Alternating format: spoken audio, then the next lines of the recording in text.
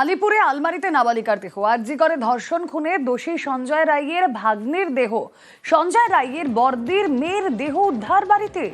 আলমারিতে গলায় ফাঁস লাগানো অবস্থায় উদ্ধার। নেপথ্যে কি জানবো, প্রতিনিধি রৌনক রয়েছেন সঙ্গে। রৌনক, এখন রবিবার দিন রাত্রিবেলা আরজিকর কাণ্ডে আসামি সঞ্জয় রায় তার ভাগ্নির দেহ উদ্ধার করা হয় আলিপুরের বিদ্যাসাগর কলোনি থেকে, এবং তারপরেই এই বিষয়টাকে নিয়ে জানা বেঁধেছে রহস্য। কিভাবে 11 বছরের কিশোরীর দেহ উদ্ধার করা হলো, কোনোভাবে কি আত্মহত্যা করেছে নাকি তাকে খুন করা হয়েছে। পরিবারের যারা অন্যান্য সদস্য রয়েছে তাদের অভিযোগ যে তাকে খুন করা হয়েছে, এবং স্থানীয়দেরও অভিযোগ এটাই। যদিও ময়নাতদন্তের প্রাথমিক রিপোর্টে উঠে এসেছে যে গলার ফাঁস লেগেই এই কিশোরীর মৃত্যু হয়েছে। গোটা বিষয়টি ইতিমধ্যে আলিপুর থানার পুলিশ খতিয়ে দেখছেন, এবং ইতিমধ্যে এই যেখানে এই ঘটনা ঘটেছে বিদ্যাসাগর কলোনি, সেখানে যারা স্থানীয় মানুষজন রয়েছে তারা সেই পরিবারের প্রতি ক্ষিপ্ত হয়ে গেছেন।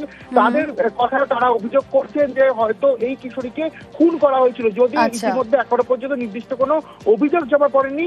অস্বাভাবিক মৃত্যুর মামলা রুজু করে ইতিমধ্যে গোটা বিষয়টি খতিয়ে দেখছে আলিপুর থানার পুলিশ।